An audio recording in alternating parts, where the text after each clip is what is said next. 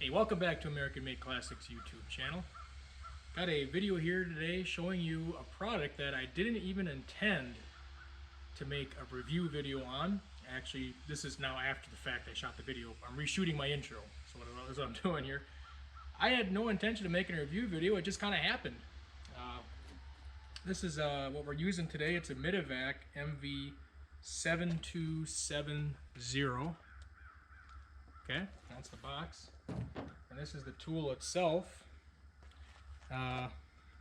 for flushing radiators, heater cores, engines for that matter, anything that you can get a barbed fitting on. You can see it's a little dirty now because I just used it. So they got these two fittings on there. You got this one here that's on it already. It's got all the different size barbs. Goes from size 3/4 to, I can't remember, I'll put that right here. So it's 3/4 inch inner diameter to, and literally you just push it in and you can pull that off. And you got this thing that you put on there and it locks into place. And this is your water valve. This is for like cleaning the actual radiator itself. Like you go up and down and you can clean out the fins with this. And in the video you'll see I actually show this thing has quite a distance as far as how far it can shoot. Pretty powerful. And I even have pretty weak water flow and water pressure out here. But anyway, what's cool about this feature is the fact that you can hook air into it from your compressor. So as you're cleaning out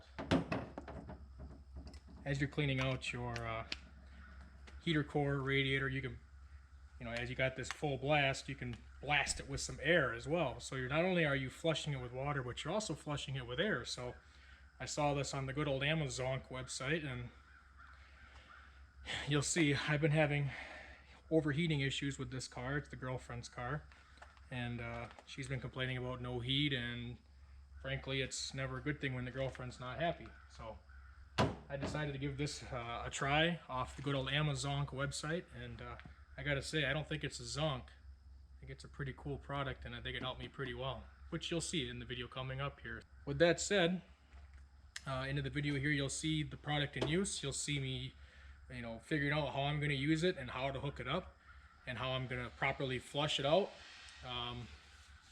Yeah, hope you get what you came for, you learn a little something, and maybe this product will help you out. Here we go. Here's the live action.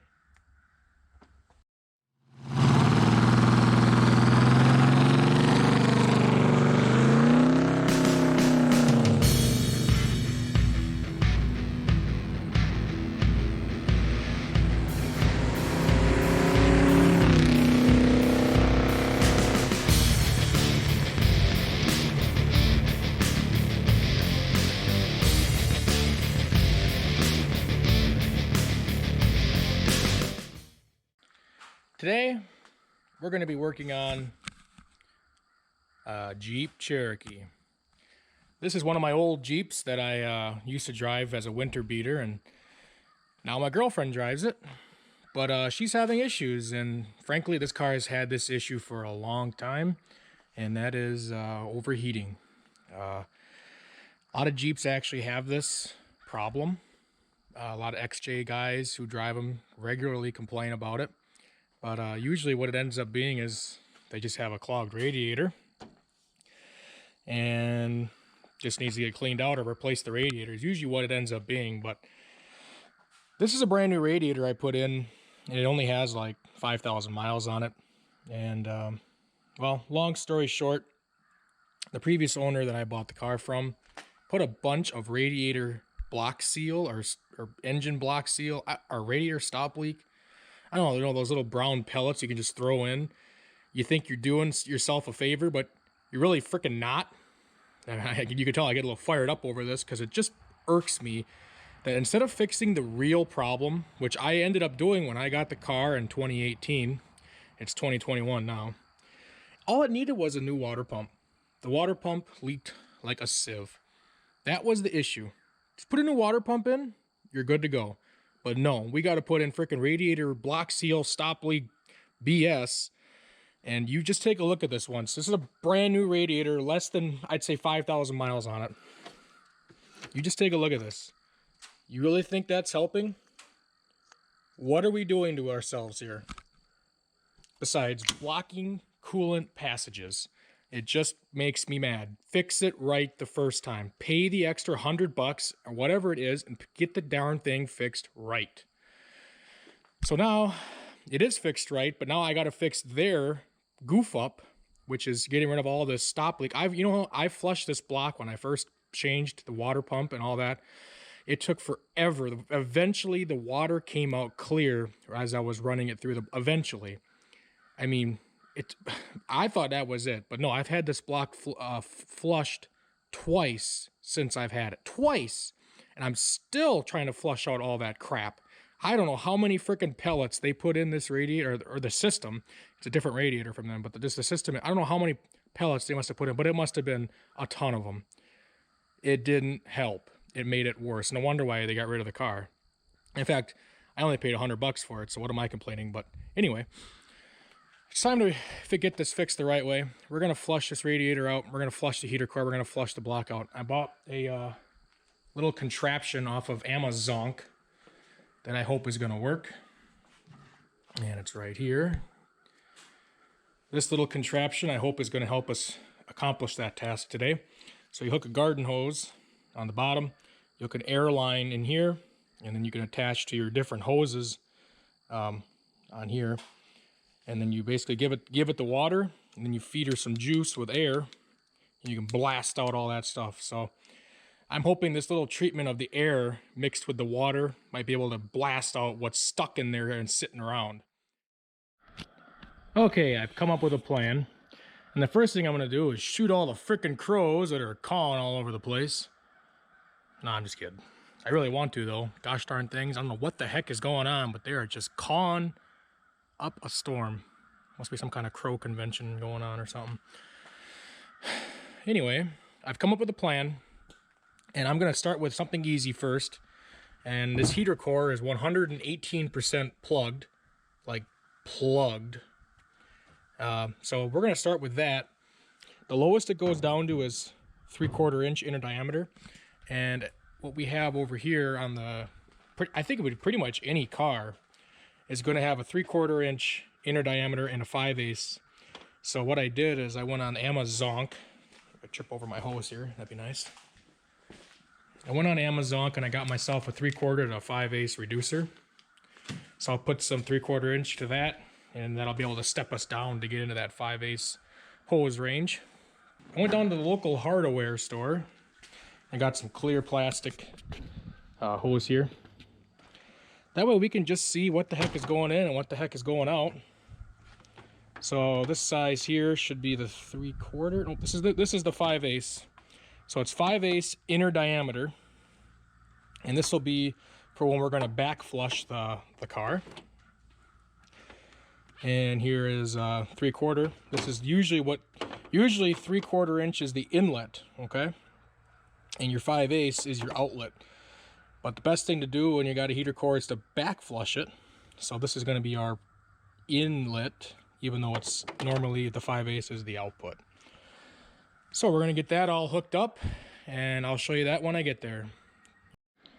All right, we're coming back to you live from Crow and Radiator Flushing Contest 2021. Man, you should have heard them about 10 minutes ago. Jeepers cats, I've never heard that many crows. There's got to be 100, 200 crows over there. I don't know why.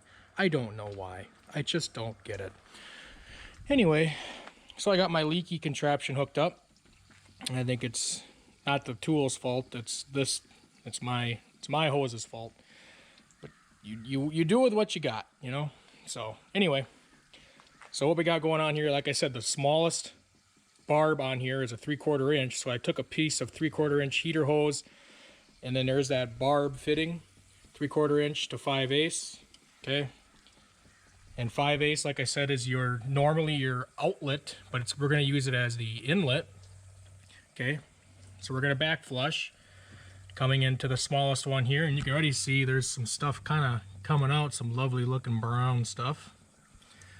And then I've got a 3/4 inch clear tubing, which I'm kind of upset about. This stuff is not even freaking round, it's like flat. But got that coming down here to a bucket. I'm pretty proud of myself on this one. I took a zip tie and I zip tied inside the hose and zip tied it to the bucket, so it ain't gonna go anywhere. I'm proud of myself on that one. Anyway, I'm gonna turn the leaky contraption on here and just see what comes out. Now let's start here. A little bit of pressure. Yeah, okay, it's already coming. Look at that. This is just pure water right now. This is just pure water.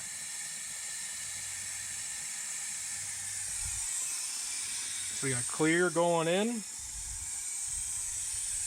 and there's already just clear coming out. I mean, there was no heat in this thing, so you gotta have a little bit more than that. So now I'm gonna try the air. Let's see what happens when I give it some air. Holy moly, look at all that just came out. I just gave it a little bump. Oh my goodness.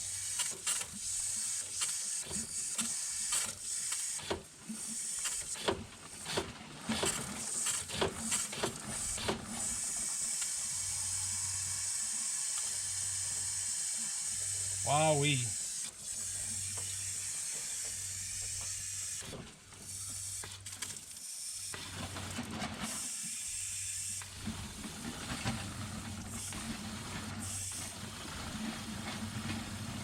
I'm just giving it some light bursts.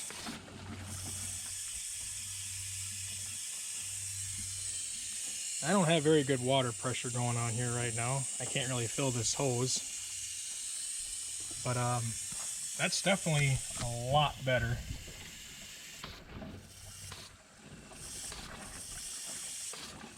I'm just gonna kind of keep doing this for just a little bit and just make sure I'm satisfied with the results. Another thing I want to check is make sure I didn't rupture the heater core. So let's check inside here. If we see any water coming out, it'd be helpful if I open the door. Okay. Hey, I don't see any water leaking. I can hear it moving around. All right, so it tells me the heater core is not completely garbage. Bucket's about, well, maybe about almost half full. Full of lovely looking water. Looks really yummy. Definitely would drink that. Okay. A couple more spurts of air just for fun. Alright, I'm happy with that. I'll say that heater core is flushed. Let's move on to the task of the radiator. Alright, again, we're back at the 2021 Crow and Radiator Flushing Contest. I've changed my mind. I am actually going to work my way towards the front of the car. So now that we got the heater core flushed out, we're going to now turn our attention to the engine. And I've already started getting my contraption hooked up. I got a different radiator hose from a different Jeep. Mainly because I don't want to... I'm going to see if we can not take this off. Okay? Not take the radiator out. Just to see if we can be less intrusive. Okay? Make this as easy as possible. But in order to get at this hose clamp, I have to remove this because it's in the freaking way. I might be able to sneak... a... see right there is the hose clamp. Can you see that? Alright, so I can't get a screwdriver on that, but maybe a little wrench could possibly get on that. But I don't feel like messing with that. So I went out to where I have my junk Jeeps parts section. I just grabbed the radiator hose. So I'm going to use that guy. And I'm going to flush the engine here. Because like I said, we're going to work our way this way. We're going to try to flush the block. I'm going to try going from the top down, and then we'll see how well it works from the bottom up. Let's see what we get out of that. So what I did is I don't want to take any intention of getting any more crap in the heater core, so I just took the main heater core hoses and that same barbed fitting, the 5/8 to 3/4 inch reducer fitting. I just put them together. That way there's no chance that whatever we do from now on, anything's going back into that heater core and undo the progress that we made there. So with that said, I want to get at the lower radiator hose because that's going to be dripping down into the bucket, and it's just not quite as easy to get to. So what I'm going to do, like I said, I want to be as least intrusive as possible. in order to get my hands on this, I mean, it's just, there's not a lot of room. So what I think I'm going to do is I'm going to remove this auxiliary fan. And there is a just a plug right here. Get the camera positioned right. There's a plug right there. So we unplug that. We undo this bolt and that bolt. And this literally will look, this thing literally just comes right out. I might have to undo that as well just to get that out of the way. So I think with the auxiliary fan out and out of the way, I'll be able to have enough room to get my hand in there, get that lower radiator hose just enough out so I can put it down into the bucket. So that's what I'm going to do. That's the game plan. Let's try it. All right, I got the auxiliary fan pulled out. It's sitting right there. In my particular case, because I have an aftermarket aluminum radiator, there was this little barb sticking out, and that was preventing me from getting my auxiliary fan out. So if you have a stock setup, I don't think you have one as long as this. This is pretty long if you ask me. I don't think the stock one is that long.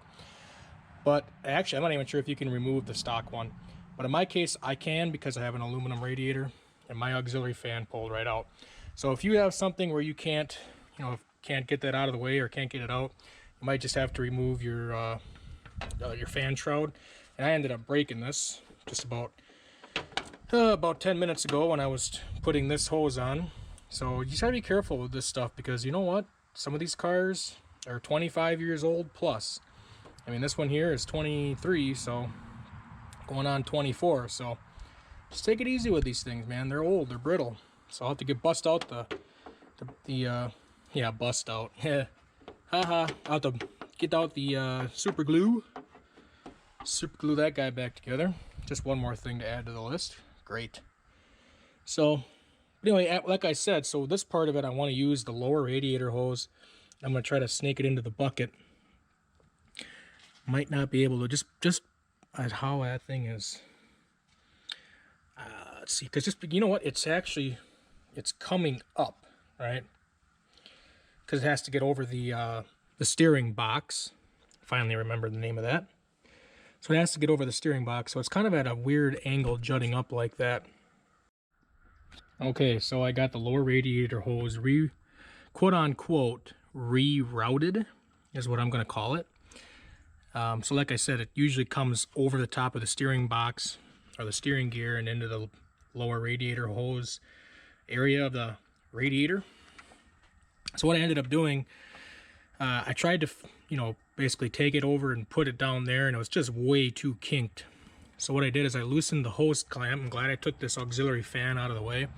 I was able to get at the lower, I'm going to call it the upper hose clamp of the lower radiator hose.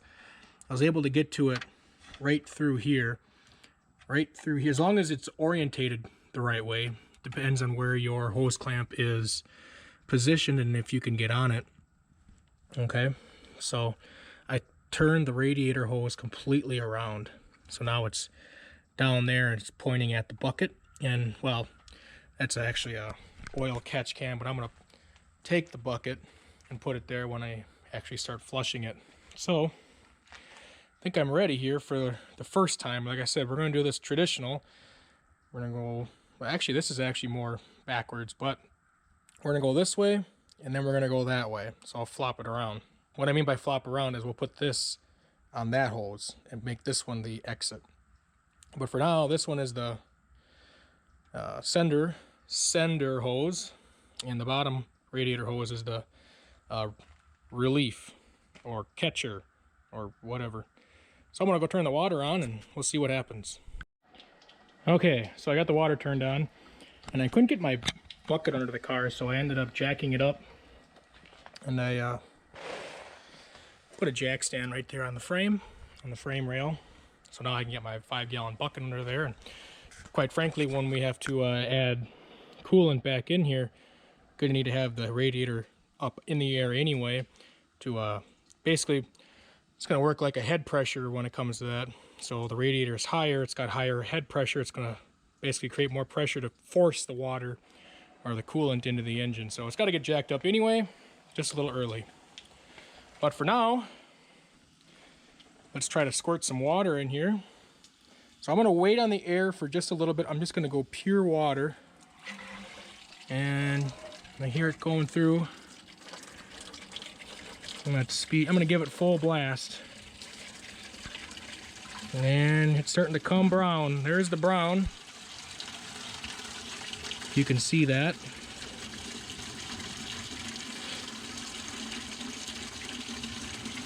So I'm gonna let it cycle a little bit until it turns clear, and then I'll give it some squirts of air. Okay, I've now disposed of 3 buckets full of just water. And now we're gonna try it with some air. It's beginning clear. It's not 110% clear yet. I would, if I didn't have this contraption with the air hooked up, I would just keep going and going and going. But it's clearer. It's like translucent. It's not transparent, and it's not cloudy. I'm trying to think of my 5th grade science class. Transparent, translucent, and whatever. Anyway, turn the water on, and then I'll give it some squirt of air, and we'll see what comes out. If you can see it. Oh yeah, lots of brown. Oh my goodness. Oh, that's nasty. Yep, that is nasty.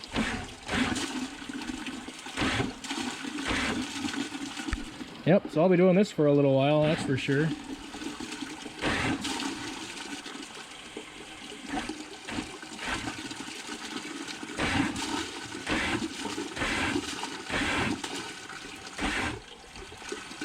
Alright, I gotta change that bucket already. So this is what we got out of our first hit with air. I mean, just look at the crap, the settlement, the settings, oh, it's just terrible. So, flushing with water is not enough. I am so far very pleased with that little contraption thing from Amazon. It might not actually be a zonk. Might actually got a winner here. So, I'm going to continue on and keep doing this, and hopefully I get rid of all that crap inside the block, and then after that, well, I still want to go the other way. So before we get to the radiator, which I know the radiator is probably going to look just like this, even worse I imagine, we'll do the backside of the engine block, and then we'll do the radiator one way and then the other way as well. So I'm going to keep doing this, and I'll show you each bucket as I take it out. Here we go. And this is bucket number 2. As you can see, it's definitely better. It's not like the first bucket, but there's still a lot of crap and settlement just still in here. So I'm going to keep going. I'm not quite sure how many more reps I'm going to go, but we'll see. We'll make that determination as we keep taking these buckets out of here and see how they look. This is bucket number 3. I kind of wish I had a white bucket. So if you're going to do this, it might be better for you to think about that. Use a white bucket. Blue, not so good. Anyway, I think we still need to keep going here. So this is bucket 3, and we'll see how many more I'm going to do. Bucket 4, it's getting better. I don't see as many particles in there. So we're heading in the right direction. All right, here's bucket 5. I actually got some, looks like RTV sealant here. So hopefully I'm not damaging my seals. We'll find out. But this is bucket 5. It's looking a lot better, a lot less settlement going on here. I think I'm going to do one more bucket this way, and then we'll flip it around and blast the engine block from the other side. Okay, bucket 6 here actually kind of took a step in the wrong direction. It looks a little bit more cloudy. There's a lot more settlement going on here. Gonna do this, I think, 2 more times just to be sure, because this looks cloudier than what was before. And again, I wish I had a white bucket. That would really help. So, but I think I'm gonna do this 2 more times. Okay, I have found the secret to how to get this more efficient. So, what you want to do is you want to open the valve and get it so, I'm gonna try to paint a picture for you. You want to get it so the water is up in there, and it's almost like a water slide. Fill in that pipe to the top, right? Give it a little bit to fill up. Then blast it with water so that it's got that whole thing fill. Like if you think of a pipe, it's all the way filled to the top. It can completely clear it out. Otherwise, if you just kind of what I was doing before, if you keep doing squirt, squirt, squirt, squirt with the air, it doesn't get a chance to get up to the top of the pipe, if you can see what I'm talking about. So it doesn't get everything cleared out. It's only like, it only had enough time to fill like halfway, and then you're just kind of blasting it out of the way. So by giving the water a little bit of lead time, letting it fill up in the engine, then giving it that blast of air, it moves a lot more water, a lot more crap, and a lot more, it just has a lot more time to get in those crevices and get some of that crap out of there. So that's what I've been finding has been working for me, and I've been getting a lot more crap out of here. So just keep that in mind. Okay, so I just had an idea. So as I'm putting this, to go the other way, because I want to flush from the bottom up, I just thought about the thermostat for a minute. And if I'm going to be flushing from the bottom, the thermostat's not open, it's closed, so it's not really going to allow water really to come through here, and it might actually trap a lot of crap on the back side of the thermostat and then make the thermostat useless. So what I'm going to do is I'm going to remove the thermostat and then just put the housing back on. That way I'll hook the upper radiator hose back on, and then we'll drain it into a bucket. But I'm just thinking if I go from the back, definitely water is going to get, and crap and dirt and mud, it's going to get trapped in the back side of that thermostat. So I'm thinking I want to do this correctly, and I don't want to hurt the thermostat either, even though I might have just hurt it by going this way. So we're going to just take it off, verify everything's okay, and then also at the same time, we'll just know that there's no obstruction for water to get out as it's coming from the bottom up. And of course, later on, I'll have to get a new gasket and some new silicone sealer and put it back together. So for you Jeep guys that are watching, because I mean, if you're not working on a Jeep, well, this doesn't pertain to you. So there is 2 bolts that hold on your thermostat housing. You've got a shorter one on the bottom and a longer one up on the top, and those are 1/2 inch size for a socket. Just get that off. I got it off here, and here's my thermostat. Pull that right out. And this was new 3 years ago, and it's all full of crap. So I'm gonna wash it off. I mean, I know it still works. Well, that's interesting. Ooh, it was actually out of place there. That's interesting. Anyway, yeah, that little tab was actually not in the right position. You know what? I don't like that at all.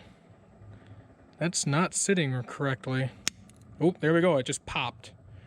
So that's pretty interesting. I might just have to get a new thermostat. I don't like that at all. So we're going to get a new thermostat just because I saw that. I mean, they're cheap enough. I mean, might as well. I'm now going to put the thermostat housing back on and connect the hose to it. It might leak a little bit, but that's not what we're after here. We just want to get it flushed properly, and then we're going to take it back off anyway and put a new thermostat in and go from there. Alright, so what I've got here is I got it hooked up to the bottom radiator hose now, and it's going to come up to the, should come up to the top. I got the thermostat housing back on. Actually, I got to put this back on because I'd rather not fly out of there. So like I said, so I'm kind of glad I looped these, so if it does go in there, it's not going to, dirty up our freshly cleaned heater core. So I got those 2 looped from before. And I'm going to hold the bucket here, kind of like with my knee, bucket here, and when I spray water there. I'm not quite sure how this is going to work, because if you think about it, the head of the water is going to be pushing down and it's going to be trying to push up. So I'm going to tell you for sure, don't try this unless you have a backflow preventer on your garden hose system. And if you don't know what a backflow preventer is, I suggest you look it up, because in a nutshell, the definition is the water can flow backwards and go into your home, and you don't want that. But if you need to know what that is specifically or where to get one, look it up. So I'm going to try this and get my bucket in position, and not quite sure exactly how I'm going to do this. It's kind of a weird situation, but I might hold it like this. I'm probably going to have to set the camera down. I'm not sure. And then I'll get down there and squeeze the trigger. Okay, it's working. It's doing exactly what I want it to do. I'm going to do 3 times. filling the bucket up with no air, and then I'll blast air in it. But so far it looks pretty clean. I'm pretty happy with that. Alright, so what I ended up doing was getting my camera tripod out. So now you can actually get a better view of what's going on here. I did 3 just water hits. Now we're actually going to add the air to it. So I got my knee holding it on the bumper here, and I'm using my hand to keep it forced down, because otherwise I'm pretty sure it's going to flash at me. So I'm going to turn the water on and get down here. Okay, I'm going to hit it with some air. We'll see what comes out.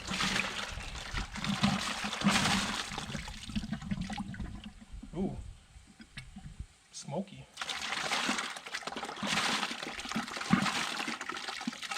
I'm going to build up some pressure again. Oh, goodness. Oh. So that smoke, I think it's actually water vapor. Boy, that's pretty interesting.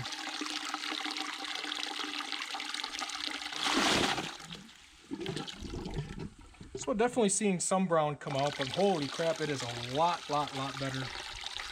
I'm liking that a lot.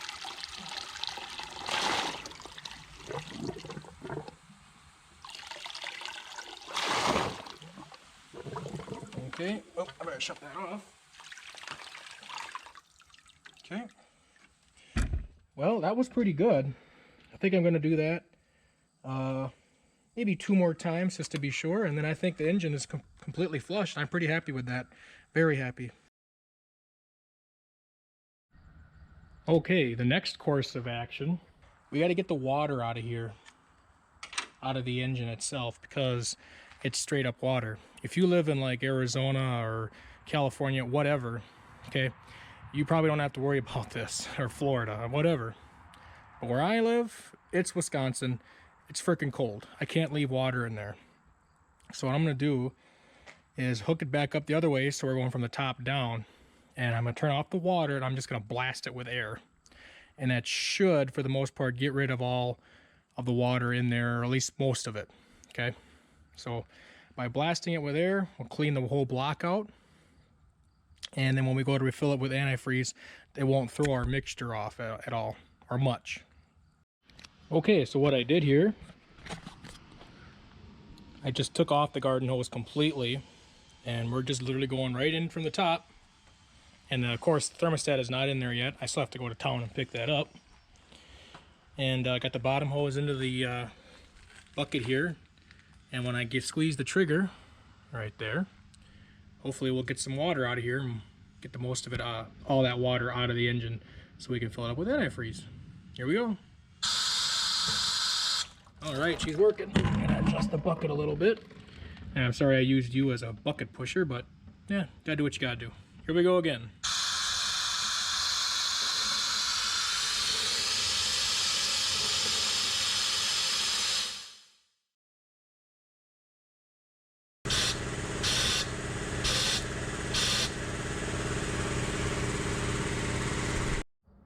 And that's just like that. The engine block is, I think I'm gonna call it good. Got most of that water out of there. I'm sure there's still some pockets in there where it's just hanging out. But you know what, that'll be okay. I'll just make sure I add a little bit stronger mixture. So instead of 50-50 antifreeze, I'll probably do something like 60-40, maybe 65-35, not sure. Something along those lines, just a little bit more antifreeze than I normally would for the mixture. Because normally it's 50-50, if you didn't know that. Now you do. So anyway, we're gonna try working on the radiator. Boy, that's just terrible. Okay, so what I ended up doing here for the first part of the exercise, I put on this other attachment that they gave you, and you should see the freaking reach this thing has on it. Let me give you a spin you around here. Just watch this. That is pretty cool. Like, wow. So what I'm gonna do with this attachment is, and never mind the leakiness here, that's not the tool, that's, my hose is crap. So anyway, the top of that radiator filler neck there is all full of crap. So what I'm gonna do is spray this and get myself all full of the crap, and in the process, hopefully clean that up. So you might see me getting full of crap or water. Hopefully nothing, but I doubt it. This has a lot of power behind it. I'm already all full of water from this gosh darn leaky hose, so we'll see if I can not get wet here. I doubt it, but we'll see.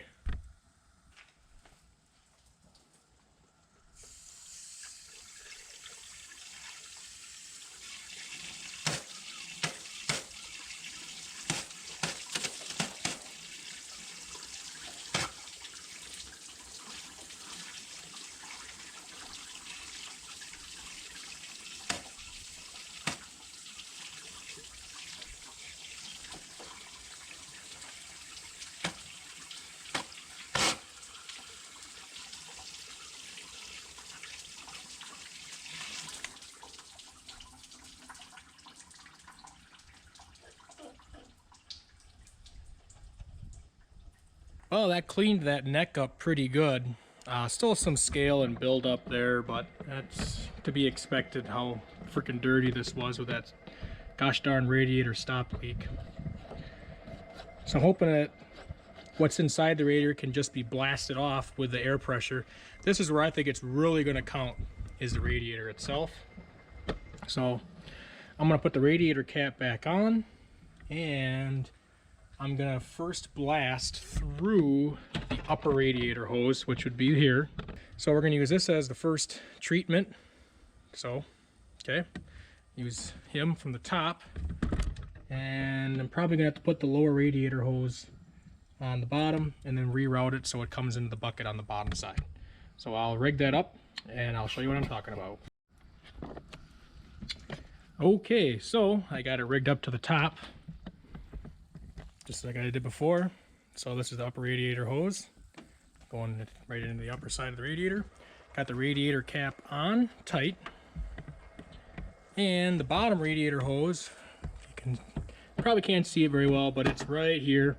I'm gonna have to hold that by hand just because how it's normally mounted in the car makes it a little hard. So what I'm gonna do, I'll put you on the tripod. I got you on the tripod already. I was just kind of carrying it around. I'll let you just kind of have a little view at the bucket, and you can maybe kind of see what's going to come out of here. And my guess is it isn't going to look pretty. So there you go. You are now mounted and looking there.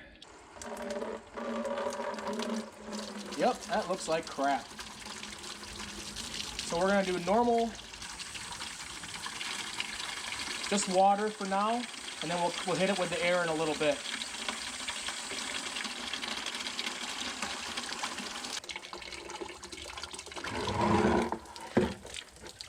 That is bucket number 1, and that is pretty disgusting.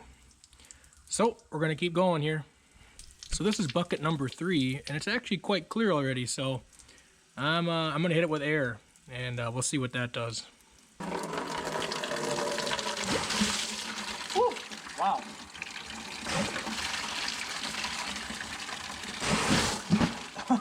Holy crap!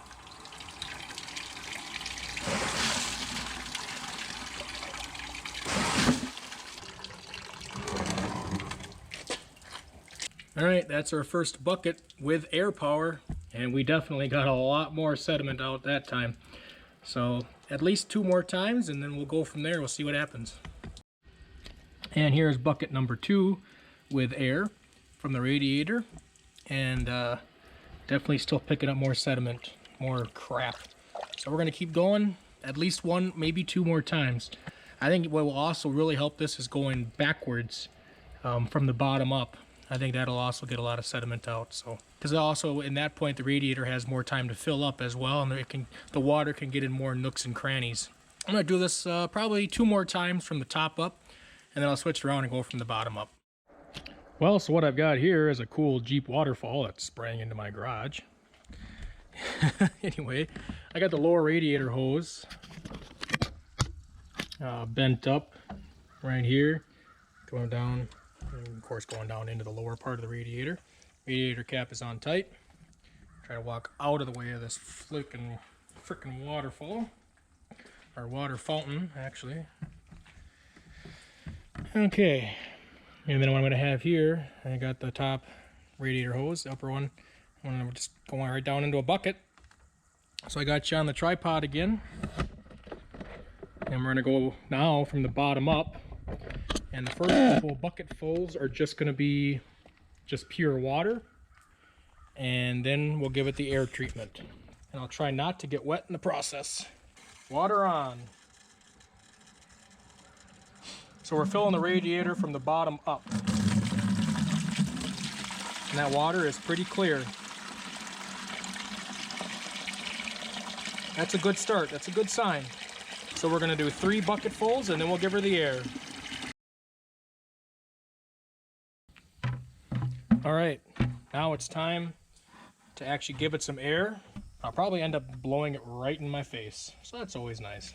Here we go. Oh, goodness. That was pretty clear, pretty clean. A little bit, okay, there is a little bit of stuff coming out of here. Oh yeah. Oh yeah. We are getting sediment, absolutely. My goodness. Lots of it.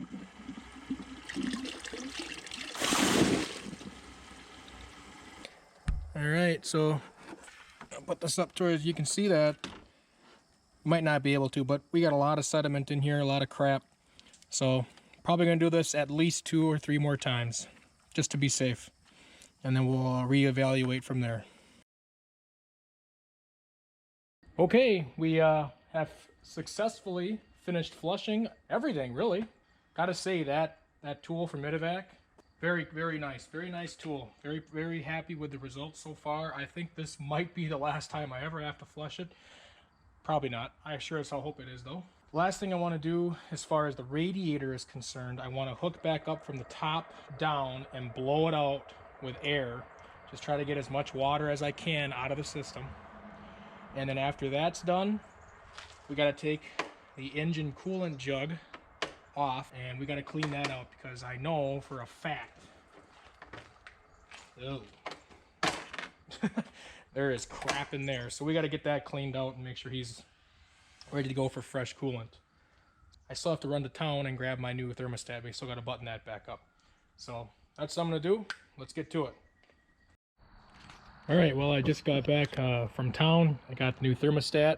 Unfortunately, my light is kind of escaping me, so it's gonna get dark pretty soon.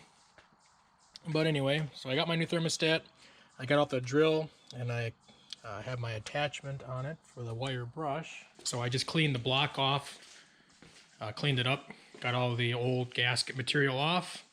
Here's my wire brush attachment on my drill.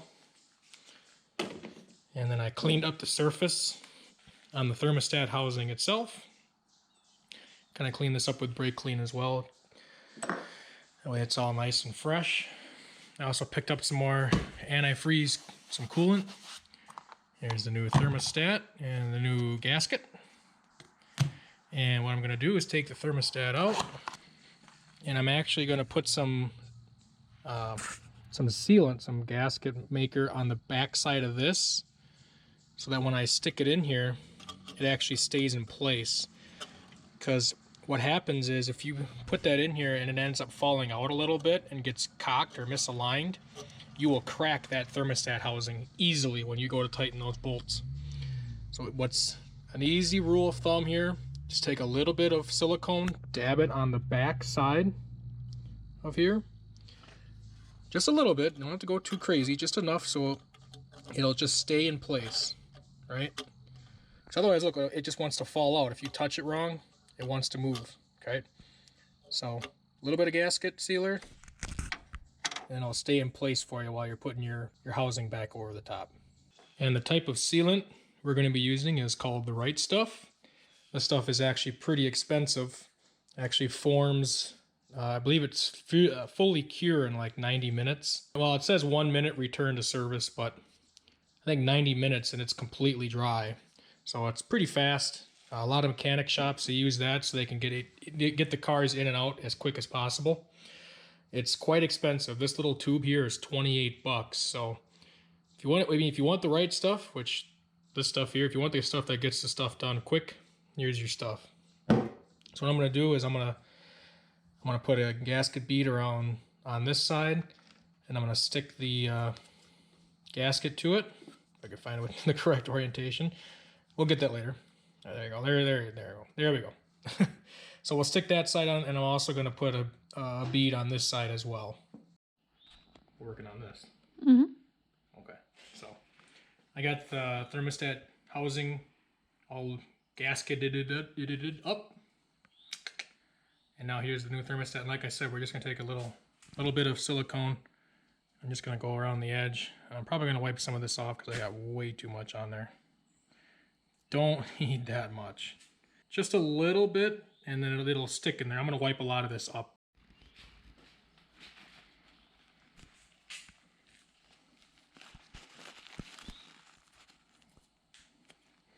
There. So it's just kind of a little bit in there, so when I go to stick that into the head, it'll stay in place and it won't fall off. Okay, we're gonna stick the thermostat in first.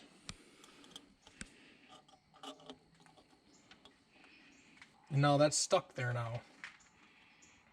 I ain't gonna move, ain't gonna go anywhere. It takes a little bit of force to pull that out.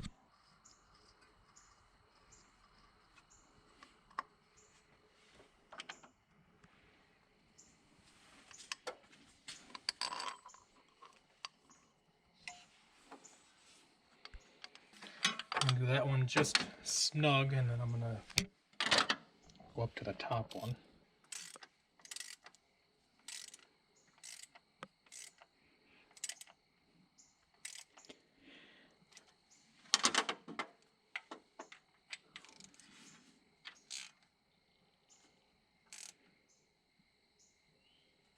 Plenty.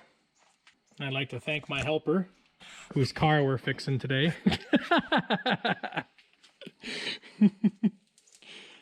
She's great with camera angles.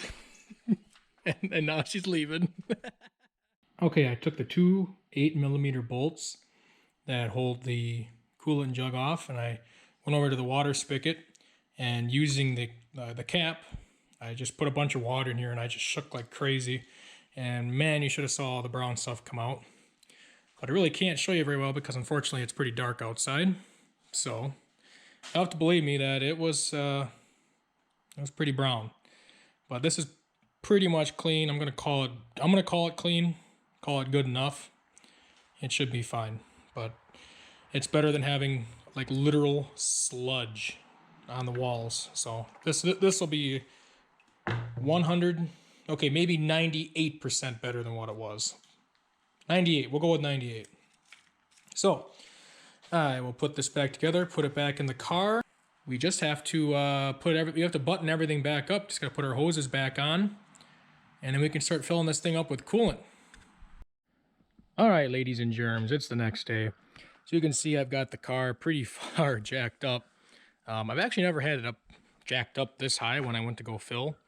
Because I got this nice new jack. But anyway, what the intention here is when I put antifreeze coolant back in, the radiator is going to be much higher than the rest of the engine. So it should, because the engine is now tilted, so it's actually going to fill there first, and then this should really help getting the engine filled almost completely.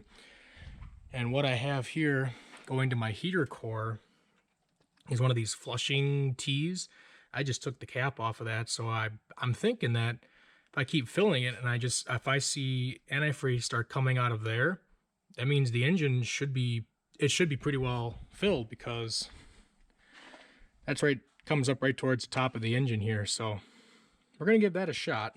I think we're ready to start putting it all back together.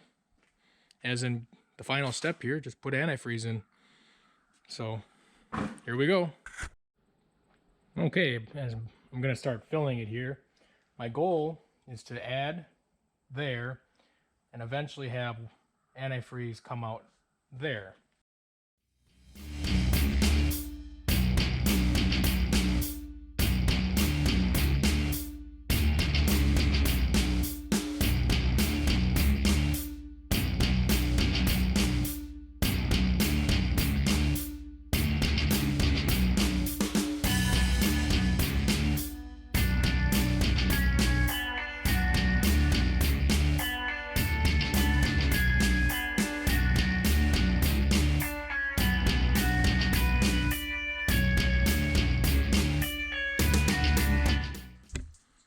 as you see there, we just got some fluid coming out of there. So that tells me this engine is pretty well filled up. So I'm going to put the cap back on here.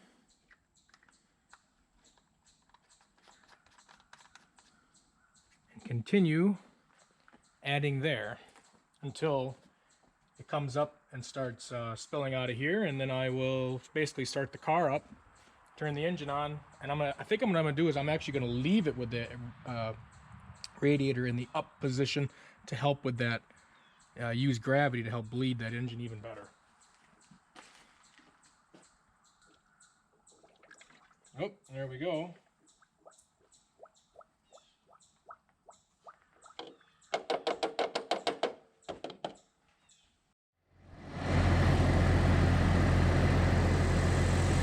So the Jeep is running now. It'll take a little bit to warm up and get that thermostat warm enough to start opening. And when it does, you'll start seeing bubbles out of here. It'll just start bloop, bloop. It might even raise up a little bit. But you'll clearly see when that thermostat opens. Right now we have, you know, the line of the antifreeze is about right here. It'll probably come up, and then it'll probably go bloop right down because the engine is taking more of it. But the way the car is positioned, that engine should be pretty well, gosh darn near full. So, and it's actually starting to bubble up just a little bit right now as it's kind of developing pressure, and as the air bubbles are trying to make their way out. So you might even get a little bit of air bubbles until that point, the point where the thermostat opens. One thing to mention, when you're putting antifreeze back in and bleeding the system, gotta check for leaks. And it's exactly what I had actually found on the thermostat housing. I don't know what the heck I did wrong, but she was leaking, a little dribble coming out the bottom. Might have waited a little too long for it to settle before I stuck it on, because now I know why. I just took a little while last night to put it on, so I had to take it all off, clean it all up, and redo that thermostat gasket and sealant. So now I got us all caught back up. We're going to go finish right where we left off.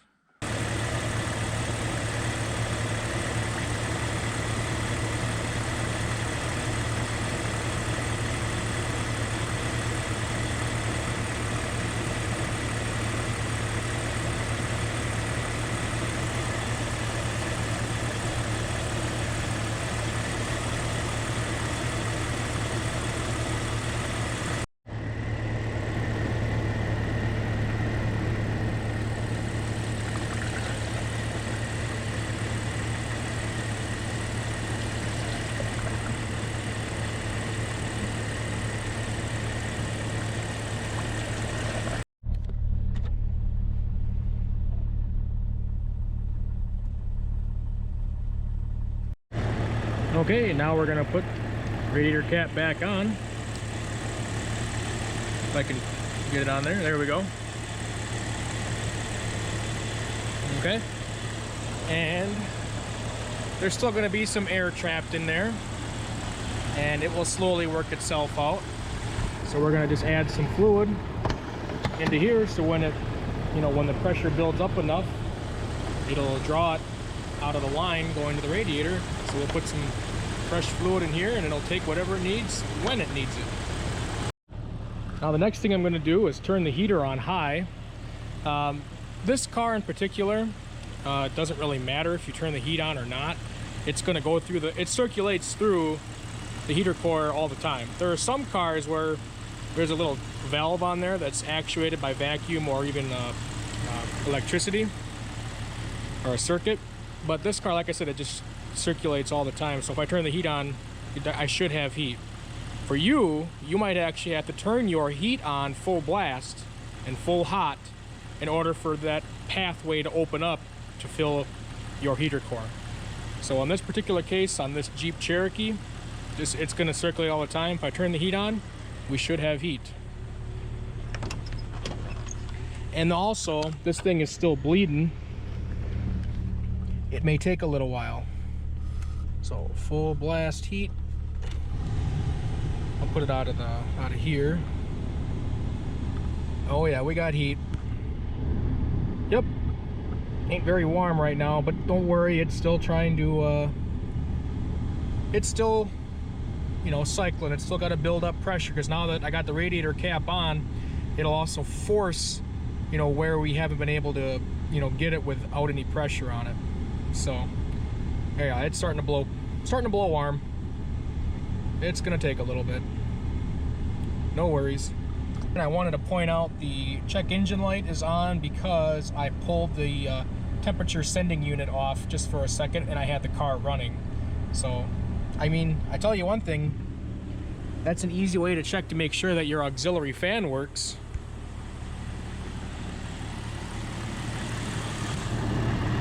By unplugging your temperature sending unit, this auxiliary fan should turn on. So since I already have a check engine light, well, I'll also show you. And there it goes. And I plug it back in, it'll turn off.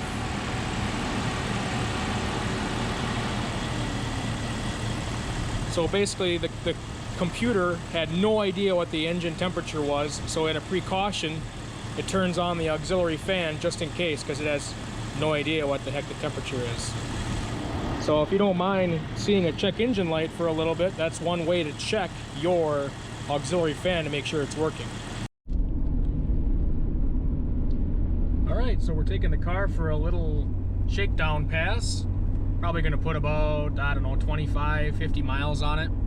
And I had to turn the heat off just for a second, and I also rolled the windows up so you could actually hear me speak. But I'm going to run the heat, because I gotta say, the heat is extremely hot. It is very, very, very warm. So I am very pleased with how that tool from Mityvac worked. I think it did an excellent job. I cannot believe the heat that's coming out of the heat or the vents right now. So like I said, we're just going to take it on a run, drive it around, try to get more of that cooling system bled.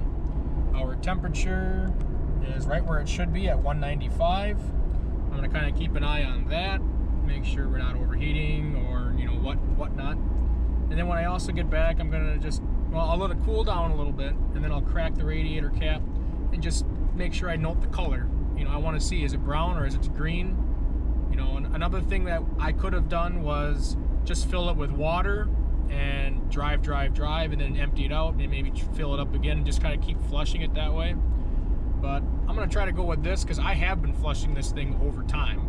You know, I flushed it back in 2018, and then I had my local shop, they flushed the thing. But now I'm trying it with this. This is now the third time this system's been flushed, and I think we got a lot better results by using that blast of air out of that tool. So again, can't say enough how well I'm pleased with that. Gotta say, very, very cool. One thing I know the girlfriend's gonna be happy about is she's gonna have heat this winter.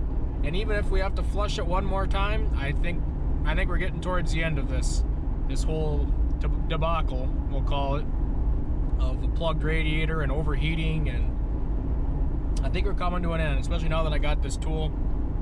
I'm not even gonna worry about it anymore. If I have to flush it one more time, no big deal. But the heat, I got it off just for the moment so you can actually hear me speak, but the heat is blowing hot and the car is driving pretty well. So that all is going to equal a happy girlfriend, and that also equals a happy me. That's what I want to see. Just got home, I wanted to check to make sure that, you know, the color was good, level was all right, and everything's looking pretty gosh darn good. Pretty impressed. I will continue to keep monitoring it from time to time, as I'm not fully convinced this is my last time flushing this car, but we'll see. I sure as heck hope it is, but gotta say, now that I have a nice tool, I think it'll definitely speed that process up quite a bit. So that's all I have for you today. Hope you got what you came for, and if you would like to check out some of my other videos, the normal content is AMC and so forth, like my AMC Hornet here. And I got my mom's Gremlin I work on. There's projects all over the place. So if you're interested in seeing some of that stuff, check out my other videos and consider hitting the subscribe button if that's something you're into. Again, thank you for watching. Hope you got what you came for. We'll see you in the next one. Bye-bye.